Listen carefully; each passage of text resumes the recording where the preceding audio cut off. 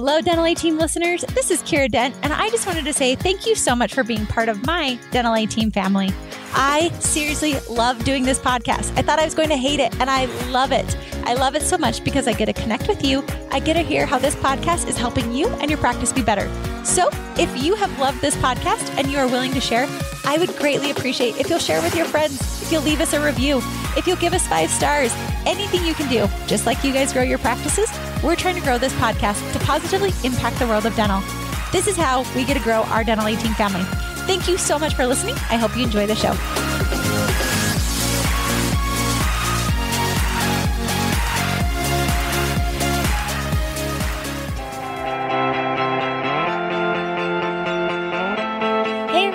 Welcome to the Dental A Team podcast. We're your hosts, Kira Dent and Dr. Mark Costas. Mark and I had this crazy idea that maybe we could combine a dentist and a team member's perspective because let's face it, dentistry can be a challenging profession with those two perspectives. And Dental A Team podcast was created. I'm a practicing dentist, a multiple practice owner, a dental performance coach, and the founder of the Dental Success Institute. I've been a dental assistant, treatment coordinator, scheduler, biller, office manager, current practice owner, and international dental consultant. Mark and I don't just understand you, we are you. Our goal is to positively impact the world of dentistry by sharing our lessons learned from the road in hundreds of dental offices. 2 perspectives, 1 mission, to help dental professionals reach their full potential. Welcome to the Dental A Team podcast.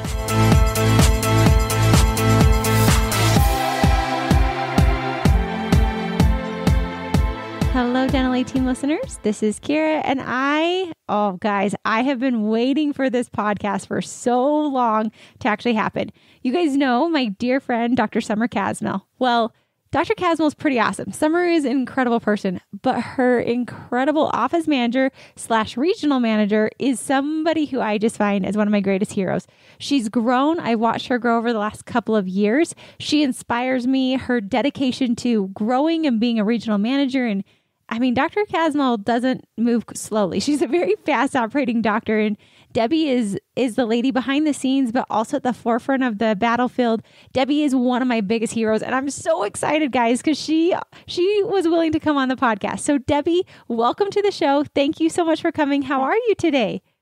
I am great. Thank you so much for having me. It really is an honor. I always love to sit and visit with you. So thank you for having me. Oh, anytime. Because I can't wait to pick your brain because so many people want to know how Dr. Casmel does it. And Summer will say so many times that it's truly due to you, Debbie. And I agree. You do so many fantastic things. So I'm excited to kind of go through your journey of how you got to where you are. So share with our listeners a little bit about your journey in dentistry, how you and Dr. Summer got together, and how you got to where you are today so people know your story as well. Okay. So I've been in dentistry over 20 years. I practiced hygiene for 10 of those years. Are you serious? I did not know that. I did. Wow. And was lucky enough to work with some great dentists in Texas. So I learned a lot doing that. But then I kind of got out of dental hygiene. For me, doing the same thing over and over again was almost a little bit like torture. That's why I've never become a hygienist because I worry. I know. But the hygienists love it when they're hygienists and they're so good. They love it. But I can relate with you, Debbie. It's so true. Yes. And then I got out of dentistry and helped my husband in the funeral industry. He was a funeral director, so I helped him in that business. So that's kind of a little known fact about me. I'm sure he has some good stories. There was a guy that I semi kind of liked, and he worked at a funeral place, and I was like, what am I going to do? Like, I can't have kids with you. Like, their friends will get dropped off at the mortuary. Like, what mom's going to drop their kid off at the mortuary? So I was like super weirded out about it, but it was really fun. I learned so much in such a crazy amount of time. Yeah, it's true. They have the funniest sense of humor. And when John and I first started dating, I was like, oh, I don't know. I don't want to date a mortician. And it's funny. Our kids grew up playing funeral. They played funerals. Oh, that's funny. That's really funny. That's awesome. Okay. Yeah. And then we sold that business, and I knew I needed to do something. So, of course, dentistry, once you get out of it, it seems like it just pulls you back in. It sucks you back in. Agreed. So I knew I could do something in dental. I didn't want to practice hygiene again. I wanted to be challenged. And so I accepted a position with a pediatric dentist in Texas. And I started at the front office greeting, and just kind of quickly grew and learned that side of dentistry, and then kind of moved more into the office manager position. And then I kind of had a crash course in insurance because the lady who was doing accounts receivable and insurance billing, that kind of stuff, abruptly left. So I just had to jump in and learn how to do insurance. And truly, I did not know a single thing. I would have to call the insurance companies and have them guide me through how to look at an EOB. And it was crazy. I made lots of mistakes. That's awesome. I love that. Way to be scrappy and figure it out. Call the insurance company. I love it. Yeah. So, learning all of those things is just kind of, I don't know, just added another layer upon another layer. And then we followed our daughter out here to Colorado. And my husband actually, I had no time. I was working all the time. So I had my resume ready, and he actually found the position at Castle Peak with Dr. Casmel. And he actually submitted my resume for me. And we did a Skype interview. And doctor offered me the position, and I moved out here shortly thereafter. And I actually started when she was in the hospital with her first hip surgery. Okay. So we had never met face to face. Wow. So here she comes hobbling in on her crutches, meeting me, and we kind of went to lunch. And she was like, "Oh, do you mind driving us to lunch?" So instant friendship right there. Exactly. And it's been just a little bit over 5 years, always at the same time. I just reminisce about that time and how it all came together, and how she and I came to know each other and came to work together. And I'm so fond of those memories. Oh, I'm sure. I was curious. That's more about Debbie than I've ever known, and I've known you for 2 years, so that was fun. Jason, he teases me that on the podcast I have like my podcast laugh, but you got me to have like a real laugh in there. Just struck me by surprise when you said your kids played funeral. It made me laugh. They did. But Debbie, you've been on quite a journey with Dr. Casmel as she's gone through this. I mean, coming in 5 years ago, her first hip surgery. So you really had to figure out how to help her make this practice work without her being the doctor doing the dentistry. So I'm sure that was a very scary time for her and interesting time for you of, okay, let's just jump right in and see how we can do this. Yeah. I came, she wasn't here. I kind of got plunked in and was like, "All right, Debbie, just calm down. Just do what you do. Do what you know how to do. Take it one little piece at a time." And so, when I came here, accounts receivable was pretty high. No insurance was being verified. And so we just kind of slowly had to put those pieces in place, and implement those pieces so that everything started to run a little bit smoother. And one thing that was great with Dr. Casmel is, she couldn't practice dentistry, but she wanted to be in the office and she wanted to be present.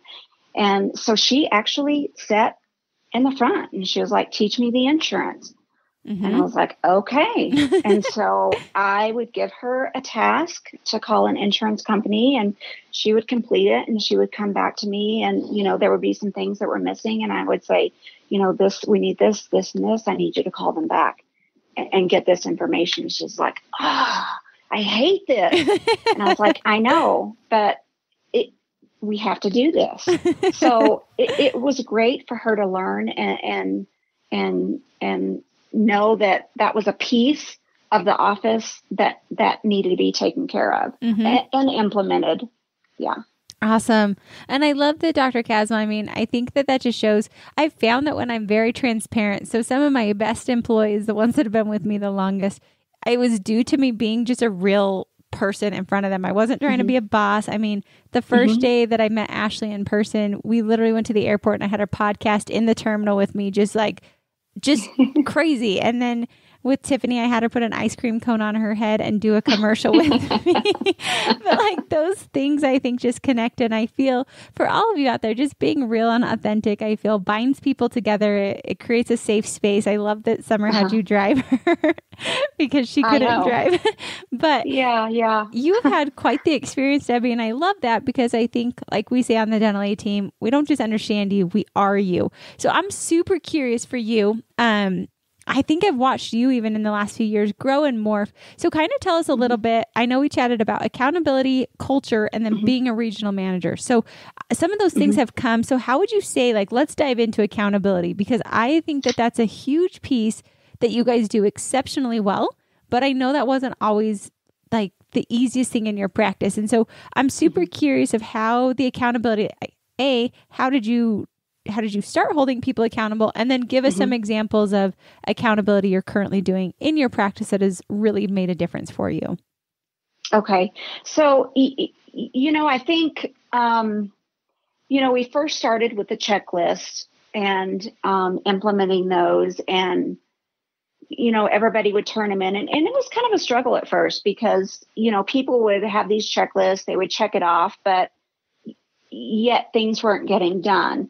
And so those checklists would come to me and, I would kind of do a quick walk through the office and check certain things that were checked off. I'd kind of randomly audit like chart notes and things like that. And what I found was that I don't know if the team members thought that nobody was checking those. I'm just not sure, but I would quickly go around and say, hey, Brittany, I see you check this off, but it's not done. And it took a couple times, for that to happen, maybe more than a couple. it took several times for them to like, aha, this means that if I check it off, it better be done and it better be done well. So, we started with it and it definitely took some time. We had to be persistent in checking those and making sure that we were holding each person accountable.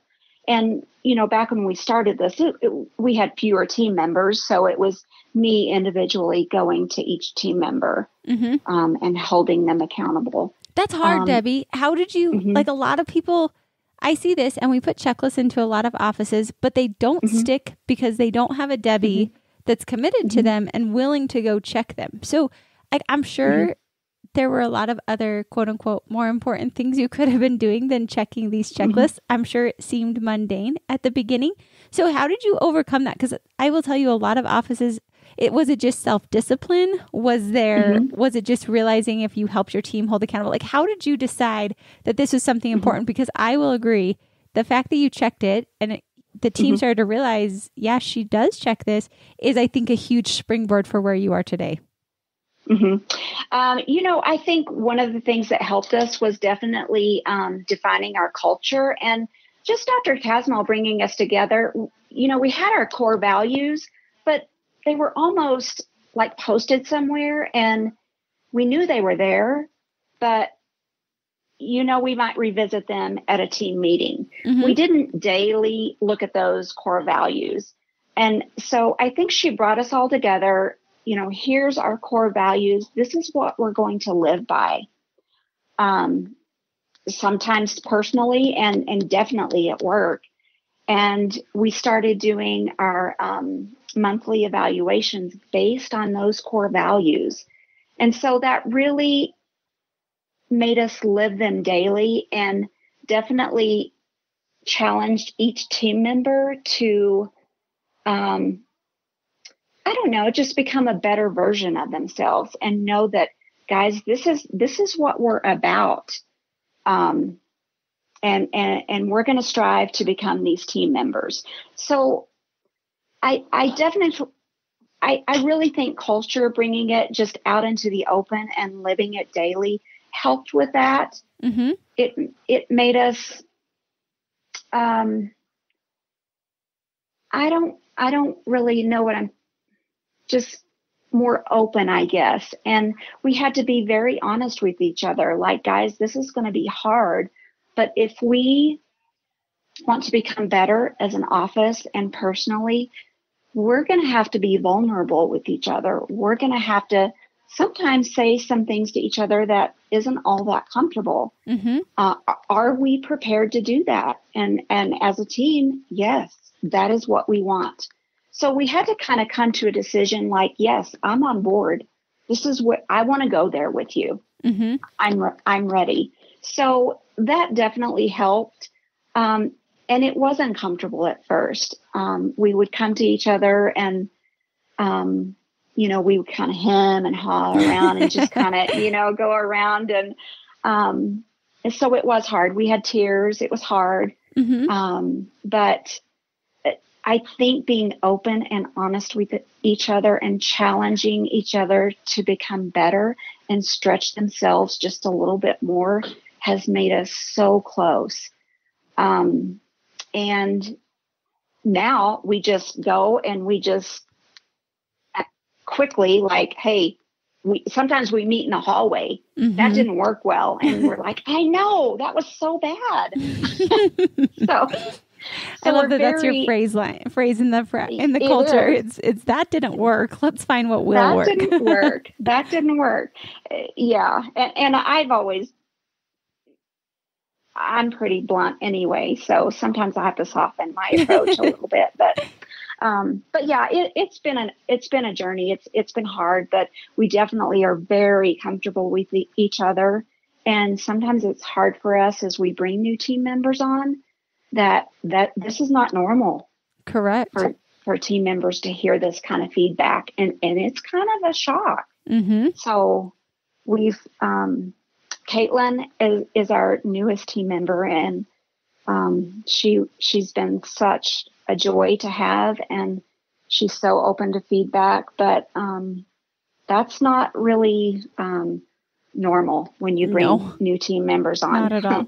But yeah. I love so many things you said in this. So I want to like dive into them a little bit more so people actually pull this apart. I was asking about accountability. So my question mm-hmm. was accountability. And what I love is it wasn't like, well, I just decided to hold them accountable. Your answer mm-hmm. was, we pulled in the core values and we actually lived by them. So they became part of your monthly evaluations. And so if your core values become something that truly become the core values of your team, mm-hmm. accountability will naturally follow suit for you guys especially. And I love that they tied hand in hand. I think something else is I hear discipline in you, that you're going to hold your team accountable because you're committed to where you want to go as a team. And so I think and everything ties to that. Our core values, we live by them, which then tie to our monthly evaluations where we're going to hold people accountable. We're not going to hum and haw around it. We're going to be very transparent with one another, realizing that honestly, that's the most efficient and effective way that actually doesn't hurt as many feelings as we think it is. I think we all mm-hmm. can practice, saying things in a tactful way, but it's okay. Sure. Sometimes we even say things that don't land super well. But I love that tied into accountability for you, because when you have an entire crew living by the mm-hmm. same moral compass, living by the same values, it becomes a lot easier to hold people accountable. So I love that, I asked the question of how do you hold them accountable? And the answer was to truly live by our core values as a company, to live by those core values in our monthly evaluations, and to be direct about those core values while holding people accountable. So I think it's very different than what I normally get as an answer, but you guys have a different culture than I usually see. And it's a very accountable culture. I pulled your guys' idea from our Women Dentists Connect conference Summer and I just did, that you were there, and I loved your team being there because they were so great at answering questions and helping people see things differently. But I literally tried to talk to an office today about, let's focus on getting providers up to goal, because ultimately that's the whole purpose of the practice. And that was not well received by this office. It was like, well, all we do is focus on the numbers. And I thought, Well, your team did not feel that way whatsoever. There was great unity. Your team's accountable, but I think it's because they're all guiding by the same principles. So then new team members come in with that same guiding principle as well. So I hope people caught that and resonated that that's where you started as opposed to other areas that I think we forget. Right. You did a mindset change with your team, which then helped accountability be easier without it being totally easy. So we truly did. And I think, that was a huge turning point in our practice where she got us all together and said, look, this is what we're going to live by. This is where I want to go. Are you with me? Or are you not? Yeah. So I like it. Okay. So accountability. So then your role has morphed since you started with Dr. Casmel. You went from office manager and now you guys have merged in, I think, 2 practices and you have another location. So you've got I feel like you guys just make monster practices. So it's like, take this one, do some construction, add in another practice in the area. So now you're in this regional manager role, which ultimately requires a lot of accountability. So talk me through, if you could talk back to yourself and give yourself a year ago some coaching on what you wish you would have known as a regional manager, or some of the areas that you're just like, gosh, I wish I would have known this. What would you tell yourself, your year ago self, going into this position with being a regional manager and everything you've learned from that time? Oh, goodness gracious. I'm putting you on the spot today there, Debbie. I think that one of the things for me that was hard was removing myself from the front lines. I knew how to do insurance. I knew how to answer the phone. I knew how to greet patients. I knew how to go over treatment plans. And I knew that what that daily position looked like. And it was busy and it was hectic and it was distracted. And now I had new people into place and I could see them, struggling with the busyness and the whirlwind and the 10,000 distractions. For me, it was hard to remove myself from that. I think in my mind, I thought in order for them to respect me, that I needed to be there with them. I agree. In the front lines. Yeah. I felt that, I don't know. I just felt like I needed to be there with them. I can understand to be understood that. And respected. For sure. Because we think if we're not sitting there in the trenches with them, who are we? We're holier than thou. Why aren't we there with them? And so how did you overcome that? Because I hear that from so many different offices where the office manager's like, well, but I'm not above you. And we take on this humility piece. We don't want to have an ego, which is fine, but you also have to realize what your job is. And sometimes how did you work through that? Because you're absolutely right. I struggled with that, giving that up and not being there. I struggled with the exact same thing you're saying. So how did you do it? For me, I needed very clear expectations from Dr. Casmel as to what, Debbie, your position looks like. Here's what I need you to do for me. I need you to do this, this, this, and this. In my mind, I needed to see what my KPIs were, what my expectations were, because I honestly felt like I don't know what I'm doing right now. So for me to get those clear expectations from her and to give myself a checklist as to what needed to be done daily, weekly, and monthly, that really helped me because anything I do, I want to do a good job. And if somebody's not clear on what job they're doing, how do they know if they're doing a good job or they're not? That's one thing that I guess I would say to other regional managers, make sure that you've got those clear expectations. So, if you've had a great, you've won the day or you've won the week or you're getting there, you're moving in the right direction. I like that a lot because that also puts responsibility to our doctors. A lot of times as an owner, I'm guilty of this. I've got this grandiose vision of where I want to go and what I think of, but I forget that I've got to spell out like you said, a win of the day for each person in my position. So how did you went to Dr. Casmel, and then did she come up with them on her own, or did you guys collaborate together? I'm super curious of how those KPIs and those things came about. Was that more Dr. Casmel realizing it, or was it a collaboration?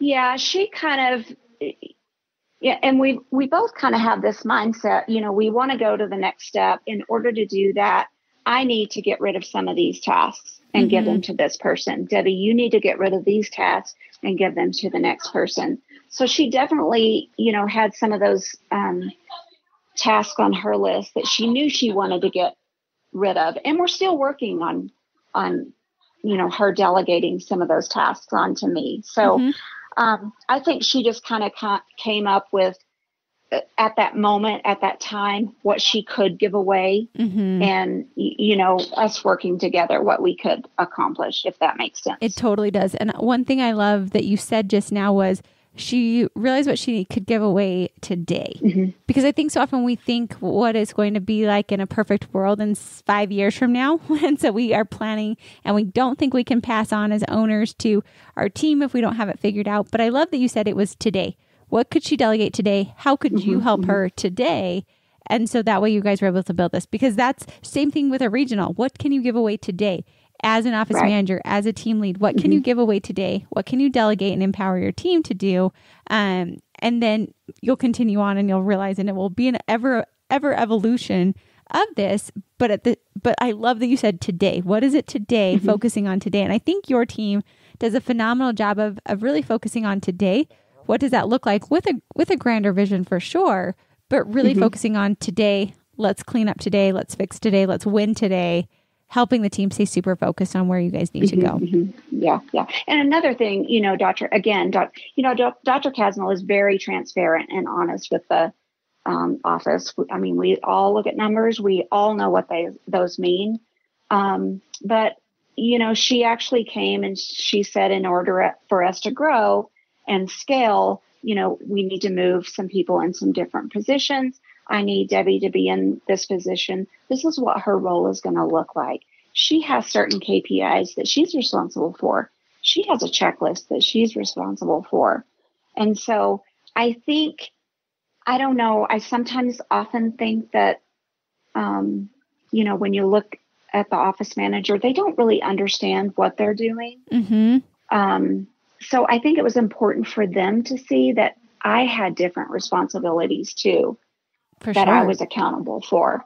It just helps set an expectation for everybody. So then they know, and they can support you just like you're supporting them. And it takes out that holier than thou feeling, because they actually know how many things you need to get done. So you clearly can't be on the front line anymore. You have changed and morphed as well. Right. Yeah.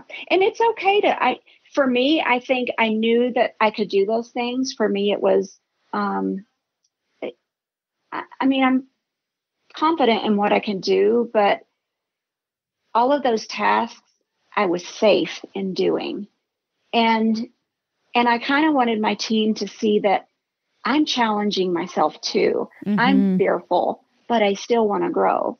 And so I wanted them to see that I was jumping all in too. And I was making mistakes as I'm going along.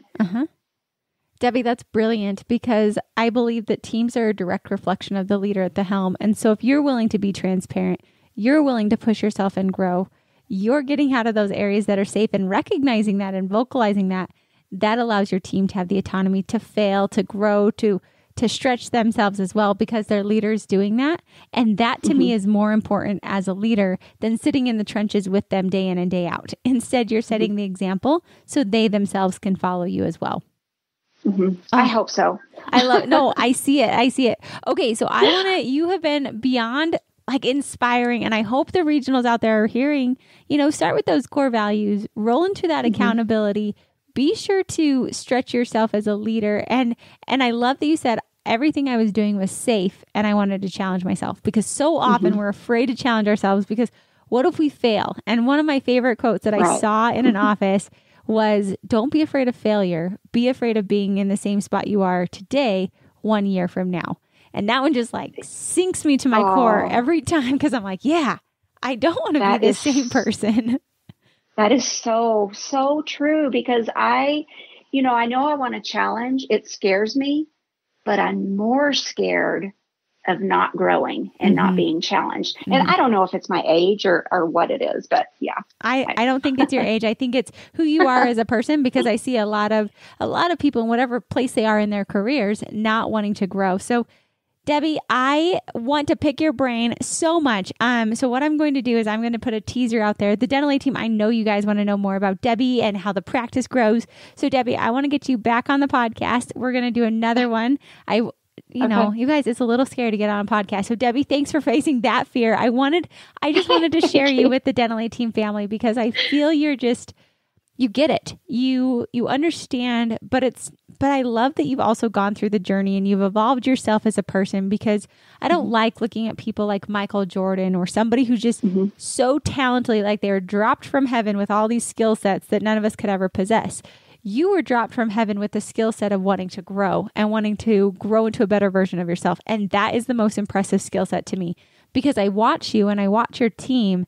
Accountability wasn't the jam. I mean, you guys had a lot of great things, but it wasn't there. And so you revamped your culture, you changed it, and I love something that I will also put out there as a teaser for all the rest of you that I think your office does so well. And you guys keep, I know the culture is, we question why we're doing the things we're doing, not to be like uproar and to revolt against our team, but to make sure that we're doing it in the most efficient way and looking for ways to be better. So everything about you guys, like, why are we doing this morning huddle? Why are we doing these end of day checklists?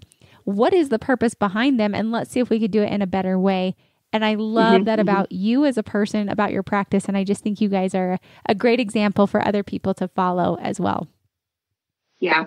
And, we actually as a team think we do a lot of great things, but we don't think we've perfected them. So it's so interesting. I mean, we still have the struggles that any other practice has. And in fact, we just did a mock morning huddle at our team meeting today to see how we could make it even better. I love it. So we're still striving to do things just a little bit better. And maybe tomorrow we can do it even a little bit better. I love that. And it's not a discouraging thing. Your team is on fire. Everyone's looking for ways to grow, to get the providers to goal. So, but I mean, that wasn't the case always. And you guys literally did. I love that you said it was a culture change, a culture shift, a core value, and then constantly looking to see how can we be a little bit better. So you guys, I cannot get enough of Debbie. I could literally chat with her all day long. So Debbie, if you're open to it, we'll definitely get you back on the podcast, pick your brain even more. Thank you. Yes, of course. Thank you for joining me. Thank you for sharing your journey and your tips. It's been a pleasure. Thank you.